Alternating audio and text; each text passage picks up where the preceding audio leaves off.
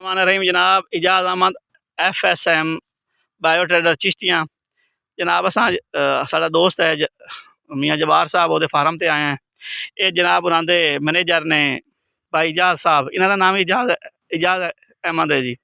इन्होंने land master super का spray कराया, मुरख बड़ी ज़्यादा है और कम अज कम जी 1.5 फुट का ये बथ हुआ। हुण इजाज़ भाई दसणगे कितना अच्छा रिजल्ट आया, किन्ने मुतमिन हो जी?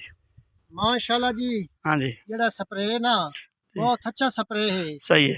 इसने मुराक मोड़ तक साड़ी जड़ तक सही है। दूसरा नंबर तो जिस बात हुई तमाम खत्म कर दिता है। सही है। उस तो नंबर तो जड़ी सिर खुली बूटी जी होती है ये भी जी खत्म हो गई है। सही है। तो मकई ने माशाल्लाह उठाया इसको। सही है। शो भी मकई था, ये रंग भी आया, पत्ता भी चढ़ा कीता इसको। सही है। इस स्प्रे किसी किस्म दा डरोज बिल्कुल अच्छी है। साड़ी कंपनी वास्ते की पैगाम है जी? ये जी तुम्हारी कंपनी वास्ते माशाल्लाह बहुत अच्छा रिजल्ट है। मेरे पास है तुम्हारी कंपनी, इंशाल्लाह अल्लाह ताला इस कंपनी नु सलामत रखे। हाँ जी। ते इंशाल्लाह इस स्प्रे दा नाम तुहानू याद है ना की है? इस स्प्रे दा नाम जी master land master super. Land master spray जी। ये लैंड मास्टर ये देखो। हाँ जी। ते जेड़ा जी आ मैं मक्की दे विच खला आ देखो ना, इस तरीके ने इस उत्तों तो सुकाना शुरू कीता है। जड़ तक जी आ देखो खत्म हो गया जी। आ चलो ठीक है माशाल्लाह।